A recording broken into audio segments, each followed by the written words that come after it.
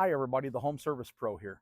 In today's video, I got a phone call from a customer that said that their Raypak pool boiler wasn't working. Their swimming pool is down to like 80 degrees. They have it set to 90.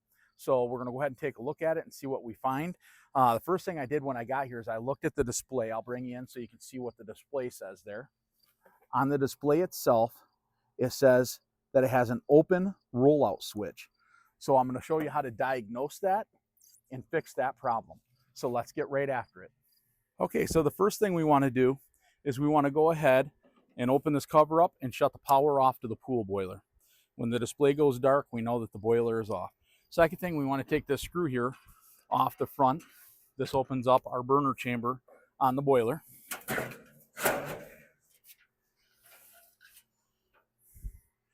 So this is the burner chamber inside the boiler here. So the rollout switch is this guy over here with the red wires coming off from it. So the first thing we're going to do is we're going to get our electric meter out. We're going to go ahead and check to see if there's any continuity through it.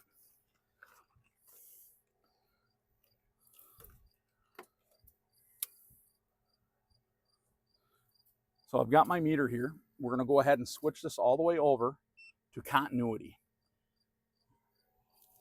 I'm going to check to make sure that it's working by touching my two ends together. And when you hear the meter beep, you know that you're got continuity.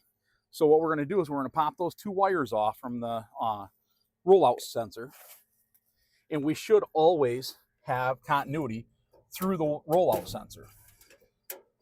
So I got both of the wires off that rollout sensor. I've got two prongs here. I'm going to go ahead and bring you down in here a little bit closer so you can see what I'm doing.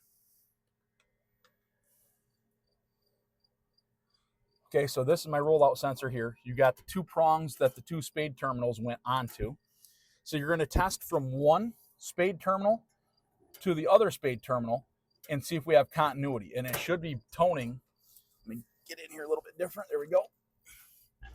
So if I touch both sides, one here and one here, I should hear my meter screaming at me. I'm going to test to make sure my meter's still working by just touching them together.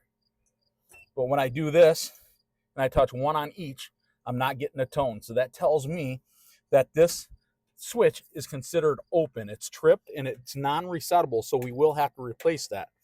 So let me go ahead and get that guy removed. It's just this one screw here, and this sensor comes right off from there.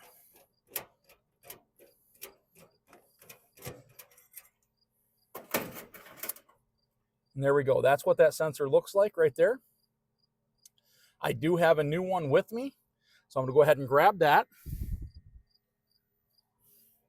This is our new sensor. And so what I want to do is I'm going to go ahead and take my meter, and I'm going to touch it on each one of these terminals like I did before and make sure that I get a tone to make sure that this new one is good. And there we go. I got it one on each side, and it's toning good. So that tells me that this sensor is good. So I'm going to go ahead and put the sensor back in.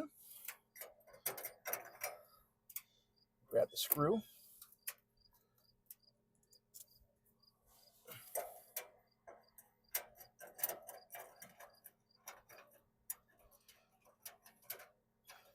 And you do want to make sure the power is off to the boiler before you play with this. It's only 24 volts on this one, but some boilers have 110 volts going through them. So you could get electrocuted if you don't have the power off. So make sure you got that power switch off. So now we're going to go ahead and put the terminals back on here. And then we should be good to go if that's all that was wrong. So I'm going to go ahead and turn the boiler back on.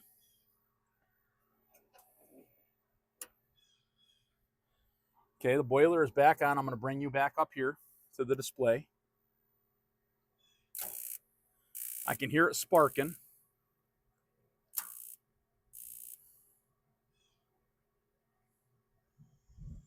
And there we go. It just fired up. So it says sparking right now on the display. And now it says heating. So that tells me that our unit has fired up and is working the way that it should at this time. So what the cause of this was is I'm going to go ahead and shut this back off just so I can put the covers and all that stuff back on.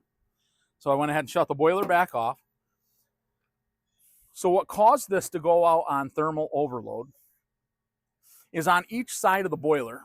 Let me bring you over here. We've got these vents up the side here. This is where the intake air comes in. So all the air comes in from outside to feed this burner. Well, when I got here, this boiler had a whole bunch of, let me get some of it here, a whole bunch of these vines that were growing up the side of the boiler and into the boiler, choking off the air to it.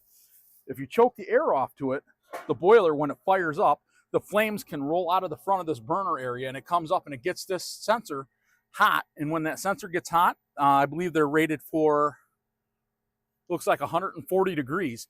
If that sensor gets over 140 degrees, it'll trip the little sensor here, and these are non-resettable. Once that pops, you got to replace it.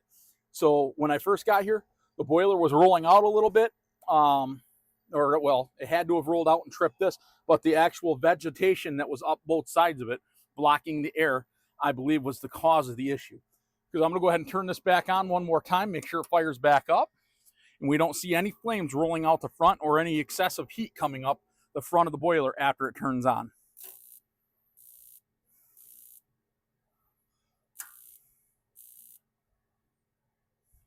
There we go. It just fired up right there. So the burner is running right now. I'm just kind of feeling right here. There's no excessive heat coming out here. It's staying pretty cool right there.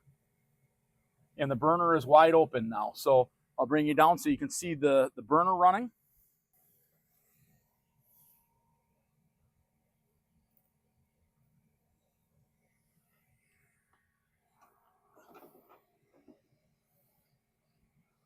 As you can see, it says heating now.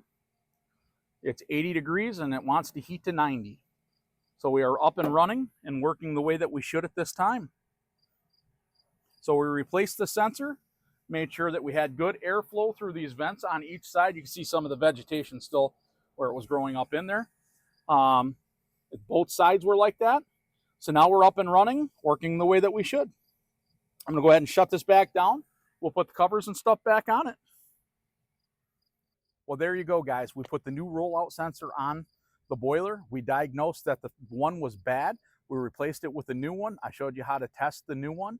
The boiler is up and running and working the way that it's supposed to. They should be able to go swimming tomorrow because the pool will be up to temperature.